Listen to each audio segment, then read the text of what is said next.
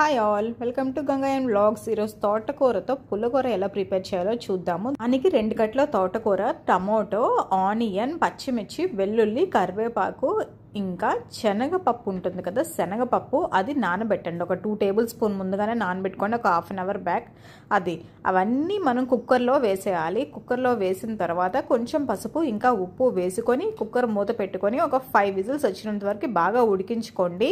ఇంకా ఉడికిన తర్వాత దాన్ని ఇలా మ్యాష్ చేసుకోవాలి, కొంచెం బాగా మ్యాష్ చేసుకోవాలి. అప్పుడు చాలా బాగుంటుంది, ఫ్లేవర్స్ అన్నీ దిగి. మనం పోపు పెట్టుకోవడానికి ఇప్పుడు కడాయి పెట్టుకొని పోపు సామాన్లన్నీ వేసేసి 4-5 ఎండుమిర్చి, కొంచెం కరివేపాకు, 2 ఎల్లుల్లిపాయలు వేసుకొని బాగా వేపుకోవాలి. వేపిన తర్వాత కుక్కర్లో ఉన్న తోటకూరనంతా తీసి కడాయిలో వేసుకోవాలి. దీంట్లోనే చిన్న నిమ్మకాయ సైజ్ అంతా చింతపండు వాటర్ కూడా వేసి బాగా కలిపి ఒక 5 మినిట్స్ వరకు స్టవ్ మీద ఉంచి, ఒకవేళ ఉప్పు సరిపోకపోతే ఉప్పు వేసుకొని ఒక 5 మినిట్స్ స్టవ్ మీద ఉంచితే సరిపోతుంది. ఇది అయితే అన్నంలోకి ఉంటుంది, అసలు నిజంగా మాటలే ఉండవు. ఒకసారి మీరు ట్రై చేసి నాకు చెప్పండి ఎలా ఉందో.